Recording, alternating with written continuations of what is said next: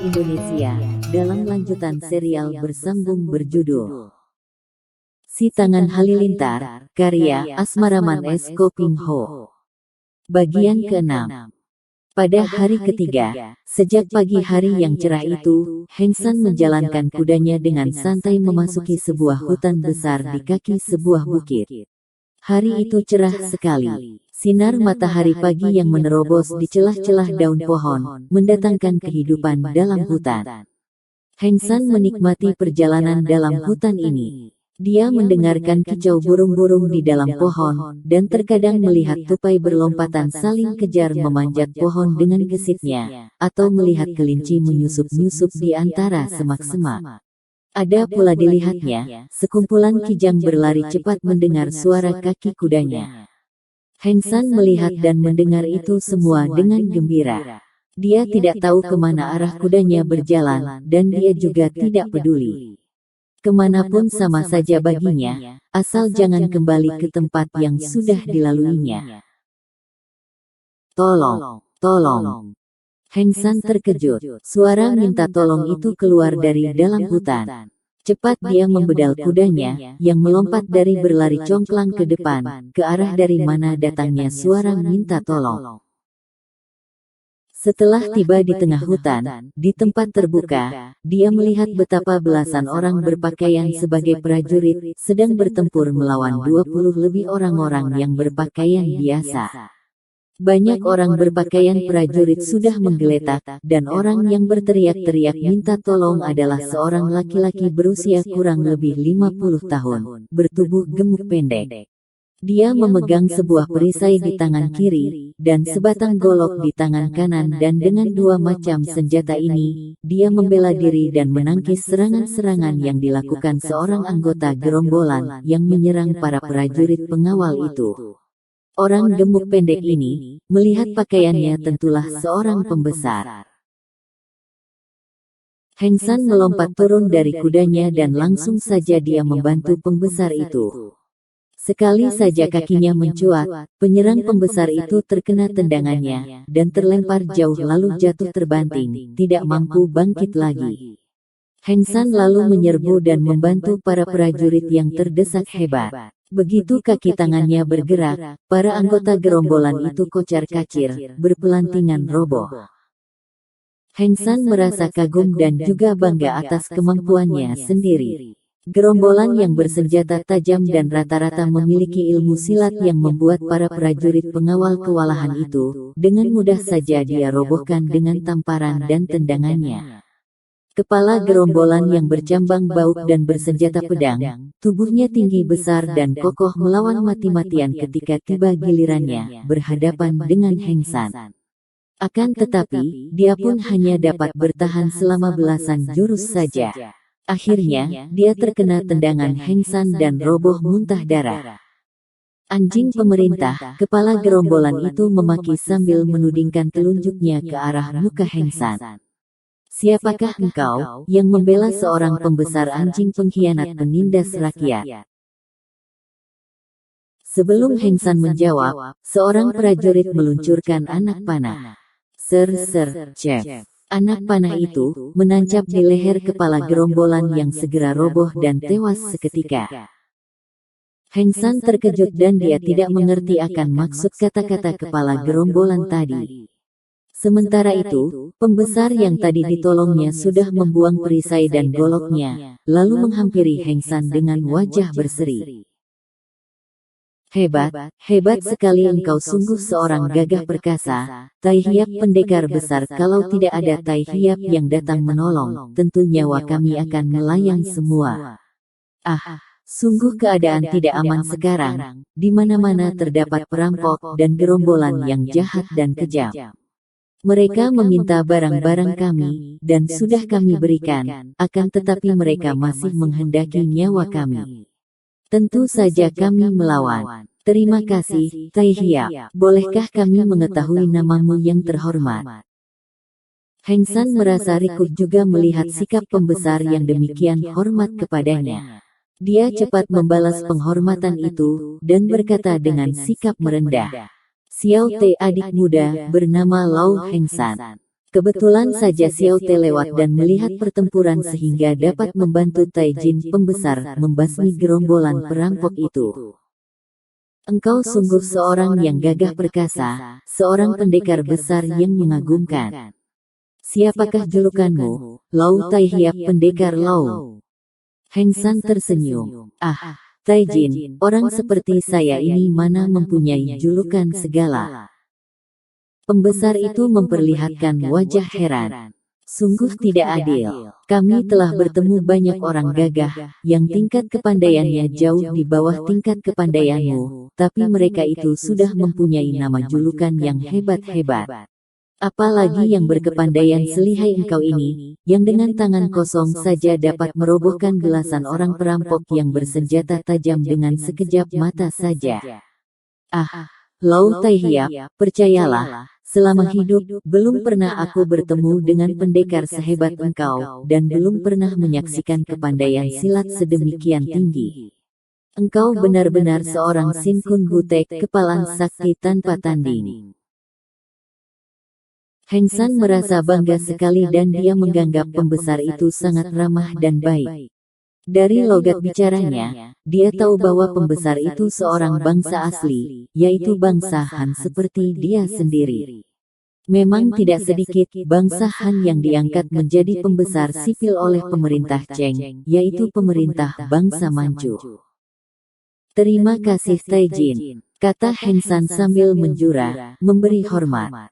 Saya tidak merasa pantas mempunyai julukan sehebat itu, akan tetapi kalau Tai Jin berkenan memberikan julukan itu kepada saya pun tidak berani menolaknya. Pembesar itu bertepuk tangan. Bagus, bagus. Memang engkau tepat sekali dengan julukan Sin Kun Butek, karena sebagai seorang pendekar gagah, tidak kami lihat engkau tadi menggunakan senjata ketika melawan mereka. Memang senjata saya hanya sepasang tangan dan kaki ini, Tai Jin. Pedang di punggung saya ini pun bukan milik saya, melainkan milik seorang pencuri yang saya rampas di kota Lengkoan. Ah, jadi engkau sudah pula menangkap pelaku pencurian dan penyebaran penyakit yang kabarnya dilakukan roh jahat di kota Lengkoan itu, Lau Tai Hiap. Tanya pembesar itu sambil membelalakkan mata penuh kagum. Ia seorang pencuri biasa, bukan roh jahat Tai Jin, kata Heng San dengan singkat, bahkan dalam hatinya dia tidak menganggap pencuri itu orang jahat. Pembesar gendut pendek itu, mendekati Heng San dan menepuk-nepuk pundaknya dengan sikap akrab. Lau Tai Hiap, perkenalkanlah. Kami adalah seorang pembesar dari kota Hengkoan berpangkat Tikoan. Engkau masih muda dan gagah. Marilah ikut kami ke Hengkoan, di mana engkau akan kami perkenalkan kepada Tio Chiang Kun Perwira Tio. Dia seorang pembesar militer yang berkuasa besar, cerdik pandai dan menjadi sahabat baikku. Tio Chiang Kun adalah seorang pembesar militer yang menjadi tangan kanan kaisar, yang bertugas membasmi gerombolan pemberontak yang berusaha untuk merobohkan pemerintah Cheng yang jaya. Heng San merasa tertarik sekali. Ayah maupun gurunya tidak pernah bicara tentang pemerintah kerajaan Cheng, maka dia tidak tahu akan politik kerajaan baru itu.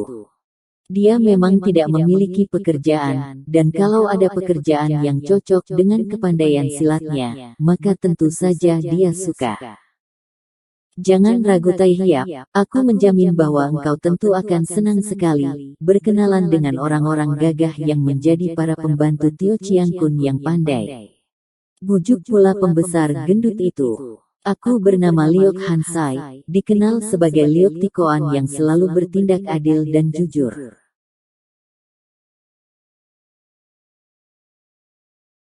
Akhirnya Heng San tidak menolak, ketika diajak ikut ke kota Kengkoan oleh Liok Tai Jin pembesar Liok.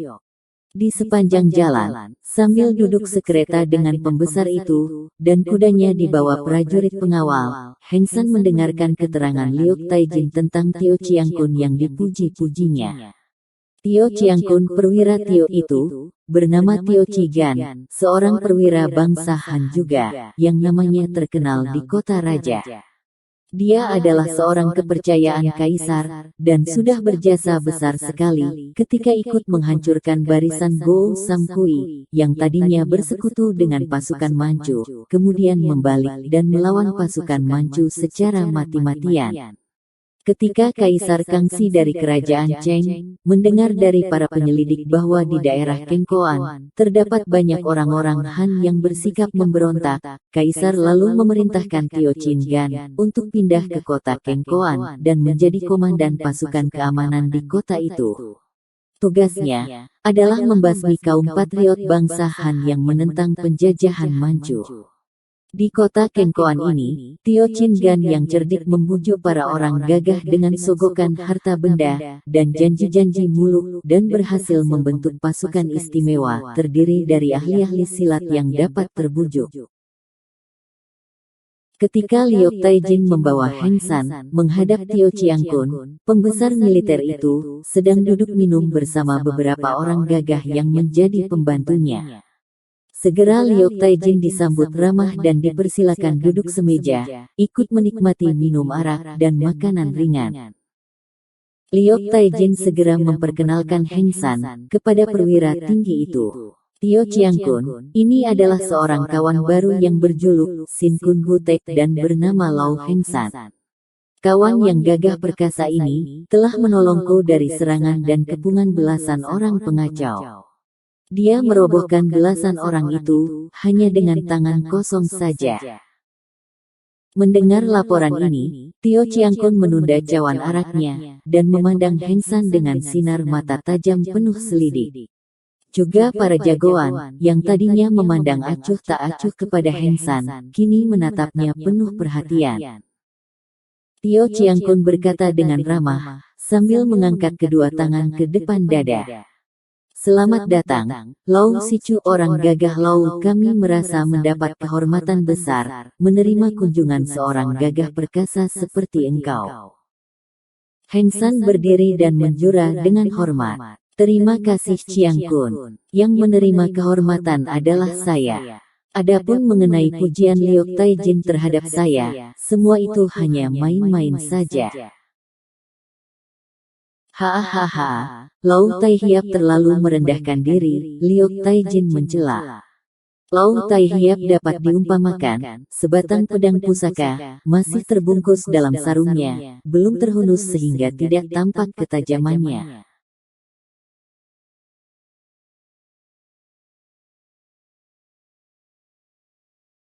Mendengar ucapan itu, Tio Chiang Kun tampak gembira. Dia lalu memperkenalkan para pembantunya yang gagah perkasa kepada Heng San. Di antara mereka, yang sudah amat terkenal namanya di dunia Kangau, dan dalam perantauannya selama 6 bulan itu, Heng San pernah mendengar ketenaran nama mereka, adalah 3 orang. Maka ketika diperkenalkan, dia memperhatikan mereka. Yang pertama, adalah seorang tinggi kurus berusia sekitar 45 tahun dan mukanya berwarna kuning, diperkenalkan sebagai Lui Tiong berjuluk Ui Bin Ho, harimau muka kuning, yang memiliki sebatang pedang di punggungnya. Orang kedua, bertubuh tinggi besar dan kokoh kuat berusia sekitar 40 tahun, bernama Ban Hok dengan julukan Hoa Guji, si kerbau belang, dan bertenaga besar.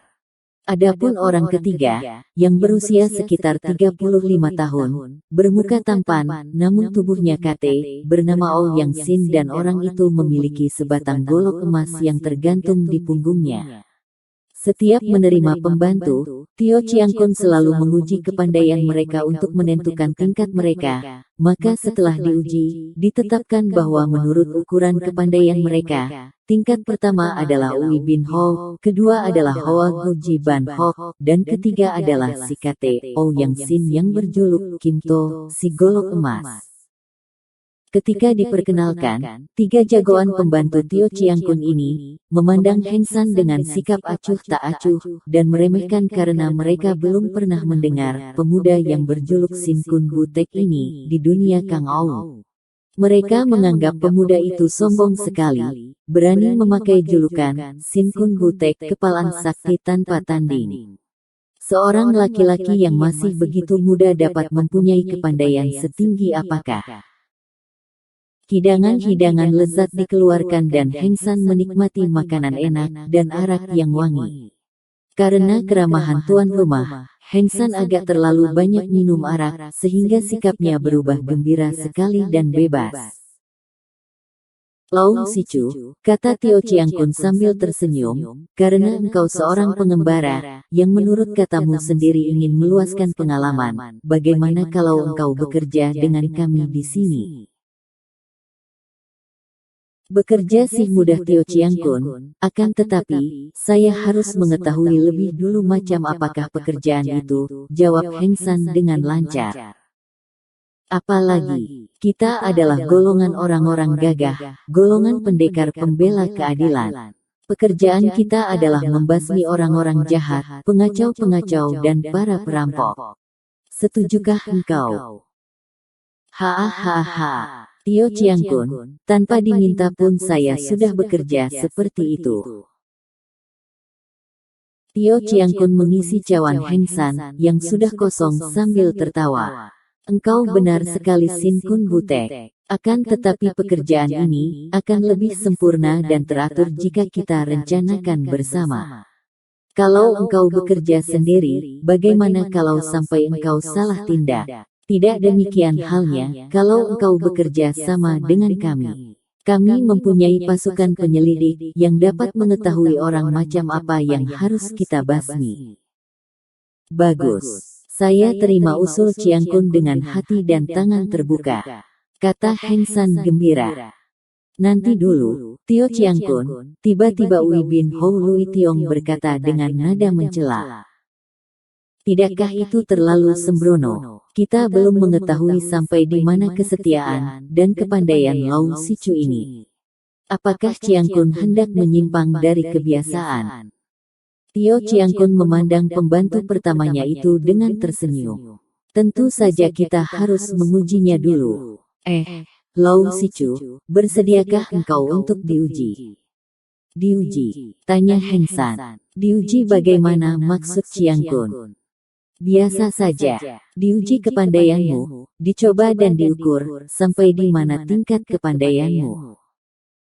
Heng San tersenyum. Dia sedang gembira oleh pengaruh arak, maka dia pun ingin sekali memamerkan kepandaiannya. Boleh sekali, Chiang Kun. Siapa yang akan mengujiku? Apakah Lui Toako, kakak Lui ini?" Dia menunjuk kepada Lui Tiong. Tiba-tiba si golok emas Ouyang Sin yang pendek kate itu bangkit berdiri.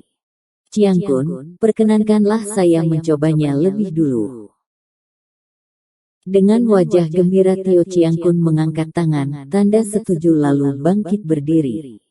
"Mari kita semua pindah ke Lian Butia." Mereka semua lalu mengiringkan perwira itu, menuju ke Lian Butia, ruangan berlatih silat yang berada di belakang gedung.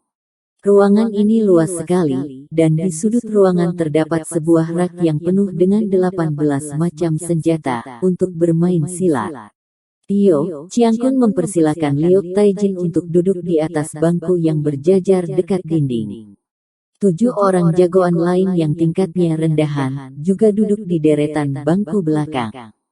Tio Chiang Kun sendiri duduk di sebelah Liu Taijin menonton dengan wajah berseri, sedangkan 2 orang jagoan pertama dan kedua duduk di sebelah kirinya. Dengan senyum simpul Ouyang Sin membuka jubah luarnya, hanya mengenakan baju dalam yang ringkas, rambutnya yang tipis dikucir kecil bergantung di tengkuknya, lalu dengan lagak memandang rendah dia melambaikan tangan kepada Heng San yang sudah berdiri di depannya. Pemuda ini juga menanggalkan buntalan pakaiannya, diletakkan di sudut dan kuncirnya yang hitam panjang seperti seekor ular membelit lehernya. "Marilah, Xiao Ho kakak kecil, kita main-main sebentar," kata Ouyang Sin dengan nada mengejek, lalu memasang kuda-kuda dengan gagah. Kedua kakinya terpentang lebar seperti menunggang kuda, kedua tangan di pinggang terkepal, dan dia menoleh ke arah Heng San yang berdiri di sebelah kanannya. Heng San menghadapinya. Sikapnya tenang dan berhati-hati, karena dia belum tahu sampai di mana kelihayan lawan ini. "Mulailah, Ouyang Toako kakak Ouyang." Bukankah engkau yang hendak mengujiku? Baik, lihat seranganku. Yang Sin tidak sungkan-sungkan lagi, segera dia membalik ke kanan, lalu menggunakan kepalan kanan untuk memukul ke arah Heng San, dan segera disusul tendangan kaki kirinya. Biarpun kaki dan tangannya pendek, namun serangan ini cukup cepat dan bertenaga.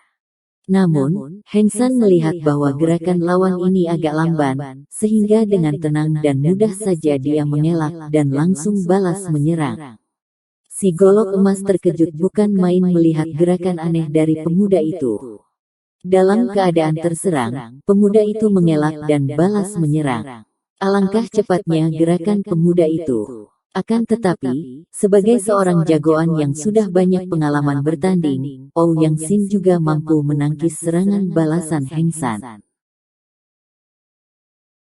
Jeduk. Untuk kedua kalinya, Yang Sin terkejut bukan main ketika merasa betapa lengannya tergetar, dan nyeri ketika bertemu dengan lengan lawan.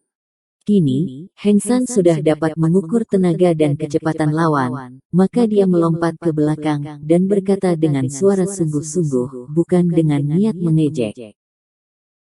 Yang Toako, tadi aku mendengar engkau berjuluk Kim To atau golok emas. Maka karena aku mendapat kesempatan, penuhilah keinginanku untuk melihat kehebatan golok emasmu itu. Yang Sin memandang dengan muka merah. Lau Xiao Te adik Lau, katanya menyebut adik, dan tidak ngejek lagi walaupun hatinya panas. Apakah engkau tahu bahwa permainan ini hanya untuk menguji kepandaianmu saja? Kita bukan sedang tibu, mengadu ilmu, atau berkelahi. Golok tidak ada matanya kawan, sekali salah bacok bisa mendatangkan luka berat atau maut. Aku tahu dan aku mengerti, Toako. Tapi maksudku juga bukan untuk mencari keributan. Aku hanya ingin melihat permainan golokmu yang tersohor itu, juga agar lebih indah dipandang, untuk menghormati tuan rumah. Tetapi kalau engkau keberatan, baiklah kita teruskan pertandingan adu kepalan dan tendangan ini. Lihat serangan. Yang Sin yang penasaran itu menyerang lagi, kini mempergunakan jurus yang paling diandalkan, dan menyerang dengan bertubi. Akan tetapi dalam dua gebrakan saja, ketika kakinya menendang, kaki itu dapat ditangkap Heng San, dan tahu-tahu tubuhnya sudah melayang ke atas. Untung sekali baginya, bahwa Heng San segera menangkapnya, kembali sehingga Yang Sin tidak sampai terbanting ke atas lantai yang keras. Liok Tikoan bertepuk tangan dengan girang. Apa kata saya tadi Chiang Kun? Dia benar-benar si kepalan sakti tanpa tanding. Tio Chiang Kun juga memandang heran.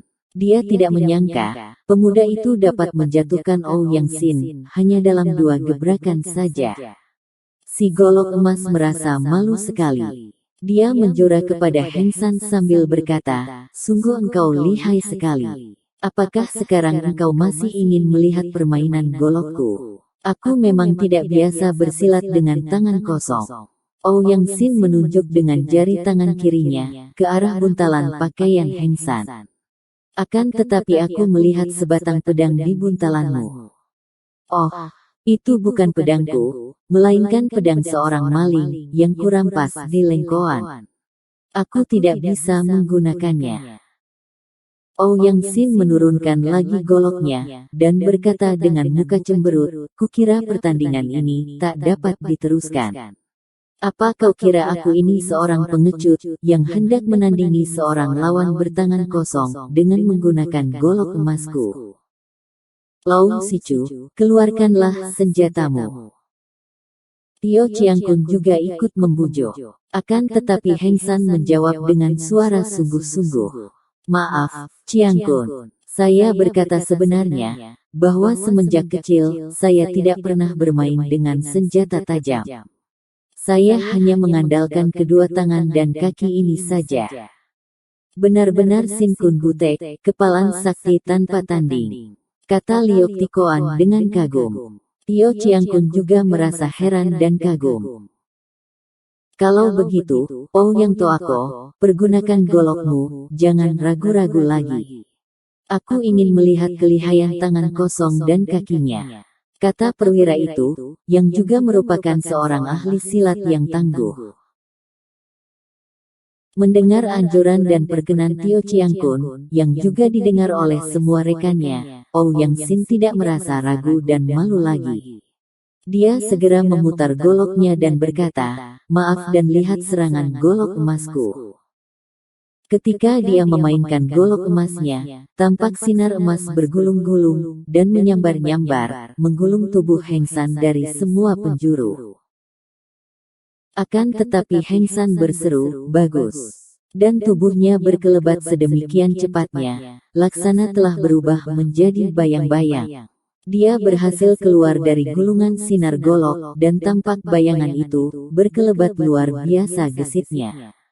Ouyang Sin mengerahkan seluruh tenaga, dan menggunakan semua jurus maut golok emasnya. Akan tetapi, dia mengalami hal yang aneh, dan payah juga harus mengejar kemanapun bayangan itu berkelebat. Setiap kali diserang, bayangan itu lenyap, dan tahu-tahu angin pukulan menyambar dari belakang, dari depan, dari atas, dan dari kanan kiri. Dia merasa heran, kagum, akan tetapi juga penasaran. Selama bertahun-tahun merajalela di dunia Kang Ou dengan goloknya, belum pernah dia bertemu tanding yang demikian gesitnya. Dia mempercepat gerakan goloknya. Namun, bagaikan mempermainkannya, gerakan Heng San ternyata lebih cepat lagi, sehingga akhirnya serangan Ouyang Sin hanya merupakan bacokan-bacokan ngawur saja, karena bayangan itu seolah berada di mana-mana dan berubah banyak. Tio Chiang Kun dan Liok Tikoan merasa kagum sekali, dan tak terasa lagi mereka berdua bertepuk tangan memuji. Belum habis tepukan tangan mereka, tiba-tiba terdengar keluhan Ouyang Sin, dan golok itu tahu-tahu telah terlempar ke udara. Agaknya, golok itu akan menancap di langit-langit, akan tetapi tiba-tiba, berkelebat bayangan yang cepat sekali gerakannya melayang ke atas dan dapat menangkap golok itu, sebelum menancap di langit-langit ruangan Lian Buntia itu. Heng San melayang turun, dan kakinya tidak mengeluarkan bunyi sedikitpun ketika hinggap di atas lantai. Heng San mengembalikan golok kepada Ouyang Sin dan membungkuk. Tanpa mengandung ejekan, melainkan dengan suara sungguh-sungguh dia berkata, "Ouyang Toako, terimalah kembali golokmu. Harus kuakui, bahwa permainan golokmu sangat hebat, dan engkau pantas berjuluk si golok emas." Ouyang Sin menerima goloknya dan menghela napas panjang. "Sudahlah, jelas engkau bukan tandinganku, Lau Te, adik Lau." Tio Chiang Kun dan Liok Tikoan merasa kagum dan memuji Heng San. Bahkan para jagoan di situ juga merasa kagum sekali. Ban Hok si kerbau belang yang menjadi jagoan nomor 2 melihat betapa Ouyang Sin dengan golok di tangan dipermainkan sedemikian rupa oleh Heng San yang bertangan kosong, merasa takluk dan maklum bahwa kepandaian silatnya yang hanya sedikit lebih tinggi daripada tingkat si golok emas bukanlah lawan pemuda luar biasa itu. Maka dia pun berkata terus terang kepada Tio Chiang Kun, "Chiang Kun, terus terang saja saya mengaku bahwa tingkat kepandaian Sin Kun Butek Heng San benar-benar hebat, dan masih jauh lebih tinggi daripada kemampuan saya, dan agaknya di antara kami para pembantu Chiang Kun tidak ada yang mampu mengalahkannya." Tio Chiang Kun mengangguk-angguk puas. Akan tetapi Ui bin Hou Lui Tiong, si harimau muka kuning, tidak senang mendengar ini. Dia menjura kepada Tio Chiang Kun dan berkata, "Saudara Ban Hok sangat merendahkan diri sendiri. Biarpun kepandaian Sin Kun Butek amat lihai, akan tetapi sebelum mencobanya sendiri, saya tentu menjadi penasaran juga. Bolehkah saya mengujinya Chiang Kun?" Tio Chiang Kun tampak gembira sekali, dan berkata kepada Heng San yang masih di tengah ruangan Lian Butia, "Lau Sicu, maukah engkau bermain sebentar dengan Lui Sicu?" Heng San menjawab sambil memandang ke arah Lui Tiong, "Tentu saja saya sedia melayani Lui Toako." Lui Tiong segera menggerakkan tubuh, dan tubuh itu melesat dengan cepat, melayang ke tengah Lian Butia, dan ia berhadapan dengan Heng San ini. Heng San maklum, bahwa pertama yang menjadi jagoan Tio ini memiliki ginkang yang cukup hebat. Lui Tiong berkata kepada Heng San, sambil menatap wajah yang tampan itu. Lau Te sungguh mengagumkan. Masih begini muda, sudah memiliki kepandaian silat yang sangat tinggi. Ilmu silatmu selain lihai juga aneh sekali gerakannya. Bolehkah aku mengetahui dulu nama suhumu yang mulia? Dengan suara sederhana Heng San jawab, suhuku berjuluk Pat Jiu Sin Kai. Mendengar nama gurunya ini, wajah Lui Tiong menjadi pucat dan tubuhnya agak gemetar. Dia mendengar pula seruan suara Tio Chiang Kun. Apa? Si pengemis sakti tangan 8. Heng San menoleh dan melihat betapa semua orang yang berada di situ, termasuk Tio Chiang Kun dan para jagoannya, memandang kepadanya dengan mata terbelalak. Diam-diam, dia merasa bangga sekali akan gurunya, yang ternyata demikian terkenal dan besar wibawanya, sehingga baru mendengar namanya saja membuat semua orang begitu terkejut.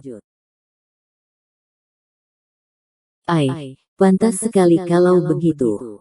Tidak taunya Lau Sicu murid Pat Jiu Sin Kai, pantas begitu lihai. Tio Chiang Kun berkata lantang, hayo, Lui Sicu, cobalah dia. Suaranya terdengar begitu gembira sekali. Marilah, Lau Te, kata si harimau muka kuning menantang. Saya telah siap, Lui Toako, kata Heng San yang bersikap tenang, namun dia waspada karena maklum, bahwa ilmu lawan ini tentu jauh lebih tinggi, dibandingkan dengan lawannya yang terdahulu. Hiya, Lui Tiong menyerang dengan jurus pukulan, Pei In Jutsui, mendorong awan keluar puncak. Heng San maklum akan kekuatan lawan. Angin pukulan serangan itu amat kuat. Maka, dia pun melayani dengan memainkan ilmu silat, Lo Han Kun Wat, ilmu silat orang tua gagah, yaitu ilmu silat aliran Xiao Lim Pai, satu di antara banyak ilmu silat yang diajarkan Pat Jiu Sin Kai kepadanya. Seperti ilmu-ilmu silat Xiao Lim Pai pada umumnya, Lo Han Kun Wat ini gerakannya mantap dan kokoh sekali. Ternyata ilmu silat Lui Tiong memang tangguh, namun kini, dia bertemu lawan yang dapat mengimbanginya, baik dalam hal kecepatan maupun tenaga sakti. Setelah mereka bertanding selama puluhan jurus, taulah Heng San bahwa dalam hal ginkang dan luwe kang dia masih lebih unggul. Maka, dia segera mengubah gerakannya. Kini, dia mengerahkan ginkang untuk bergerak lebih cepat dari lawan, dan dia mulai menyerang sambil mengeluarkan ilmu silat Mo Heng Lian, Huan Kun, Wat ilmu silat 5 unsur. Lui Tiong terkejut sekali. Dia melihat seolah bayangan tubuh lawan, menjadi banyak dan mengeroyoknya. Dia terdesak hebat, dan hanya dapat mengelak, dan menangkis sambil mundur berputaran, di Lian Butia. Sama sekali tidak mendapat kesempatan, untuk balas menyerang. Para penonton, hanya melihat bayangan Heng San seakan-akan, terus mengejar kemanapun tubuh Lui Tiong bergerak. Lui Tiong sudah mandi keringat dan napasnya mulai terengah. Tiba-tiba, bayangan itu melompat ke belakang dan tahu-tahu, Heng San telah berdiri 3 tombak jauhnya dari Lui Tiong, sambil menjura dan berkata, Lui Toako suka mengalah, terima kasih. Lui Tiong cepat memberi hormat. Lau Te sungguh patut disebut kepalan sakti tanpa tanding. Aku mengaku kalah. Ketika orang-orang yang melihat dengan teliti, baju di bagian dada Lui Tiong telah bolong, karena robek oleh jari-jari tangan Heng San. Seandainya mereka berkelahi sungguh-sungguh, tentu nyawa Lui Tiong takkan tertolong lagi. Tentu saja kemenangan Heng San atas jagoan nomor 1 itu, membuat semua orang kagum. Terutama sekali Tio Chiang Kun. Perwira tinggi ini, merasa senang sekali dan sambil tersenyum lebar, dia menghampiri Heng San dan menangkap lengan tangan kanan pemuda itu. Sebagai seorang perwira yang berpangkat tinggi, Tio Chi Gan ini bukan orang sembarangan.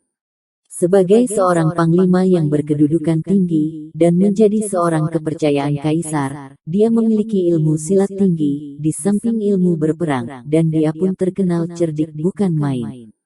Ketika dia memegang lengan Heng San, sebenarnya bukan sekedar memegang biasa, melainkan tangannya itu, memegang lengan dengan sebuah cengkeraman ilmu, Kim Na Jiu, yang dapat membuat robek kulit daging dan mematahkan tulang. Pegangannya itu, ternyata merupakan ujian pula bagi Heng San. Pemuda ini mengetahui pula akan hal itu, maka dia pun telah siap siaga. Ketika jari-jari Tio Chiang Kun menyentuh lengannya, panglima itu terkejut bukan main. Kulit lengan pemuda itu telah berubah lemas dan lembut, bagaikan kapas, sehingga tidak mungkin dapat dicengkeram, sedangkan ilmu cengkeramannya itu, khusus dipelajari untuk mencengkeram benda keras. Batu karang akan hancur kalau terkena cengkeramannya. Akan tetapi sekarang, menghadapi benda lunak lembut seperti kapas, cengkeramannya tidak berdaya dan mati kutu. Ah! Engkau benar-benar gagah perkasa, Lau Sichu. Mari, kita harus merayakan pertemuan kita yang menggembirakan ini, dengan minum arak sepuasnya. Hidangan ditambah dan Tio Chiang Kun bahkan memerintahkan pengawal mengundang gadis-gadis penyanyi, penari yang muda-muda dan cantik jelita. Mereka makan minum, sambil mendengarkan suara merdu yang keluar dari bibir mungil itu, dan menonton lenggang tubuh muda dengan lekuk yang menggairahkan itu. Di tengah-tengah perjamuan itu, Tio bertanya kepada Heng San dan riwayatnya, orang tuanya, dan gurunya. Heng San memberi keterangan secara singkat saja.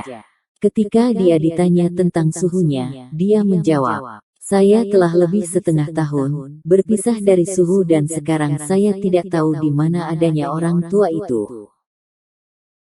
Tio Chiang Kun menghela napas panjang. Ah, sudah lama sekali aku mendengar akan nama besar Pat Jiu Sin Kai. Betapa senangnya kalau aku dapat bertemu dengan orang tua yang luar biasa itu. Sementara itu, arak terus mengalir ke perut Heng San sampai pemuda itu menjadi mabok, dan terpaksa digotong ke dalam sebuah kamar yang indah, dan sudah tersedia untuknya. Sejak hari itu, Heng San menjadi jagoan nomor satu yang amat disayang dan dipercaya oleh Tio Chiang Kun, bahkan dia dipercaya untuk menjadi pengawal pribadi pembesar militer itu, yang bertugas menjaga keamanan pribadi Tio Chigan atau Tio Chiang Kun. Beberapa hari kemudian, pada pagi hari, Tio Chiang Kun memanggil Heng San, Ban Hok dan Ouyang Sin datang menghadap. Tiga orang jagoan ini cepat menghadap Tio Chiang Kun yang duduk di ruangan dalam, sebuah ruangan tertutup, dan menjadi tempat rahasia kalau pembesar itu mengadakan pembicaraan penting dengan para pembantunya. Setelah tiga orang pembantu itu datang menghadap, hanya Lui Tiong yang tidak ikut dipanggil. Tio Chiang Kun lalu berkata kepada Heng San, "Aku mendengar dari seorang penyelidik bahwa di dalam hutan sebelah timur kota Bunkoan, terdapat segerombolan perampok yang seringkali mengganggu para pelancong, atau para pedagang yang kebetulan lewat di daerah itu. Bahkan sudah 2 kali gerombolan itu berani masuk dan mengadakan kekacauan dan perampokan ke dalam kota Bunkoan. Mereka itu harus dibasmi sebelum mendatangkan malapetaka yang lebih besar lagi. Lau Sichu, engkau kuserahi tugas ini. Ban Sichu dan Ouyang Sichu hanya membantumu. Bawalah selusin prajurit pilihan, dan berangkatlah sekarang juga. Hati-hati, kabarnya di pihak gerombolan itu ada seorang yang tinggi kepandaiannya." Heng San menerima tugas itu dengan gembira karena baru pertama kali ini dia mendapat tugas yang penting. Dia menganggap tugas itu sebagai pekerjaan yang penting dan baik, karena bukankah dia harus membasmi segerombolan perampok yang ganas dan yang mengganggu keamanan dan kehidupan rakyat. Tugas itu, sesuai dengan watak pendekar, yang ditanamkan ke dalam hatinya oleh gurunya, Pat Jiu Sin Kai. Bersambung ke bagian berikutnya, pada penayangan selanjutnya. Jangan lupa untuk mengklik subscribe, tinggalkan komentar, like dan share. agar tidak ketinggalan informasi terbaru dari kami. Sampai berjumpa kembali pada episode berikutnya.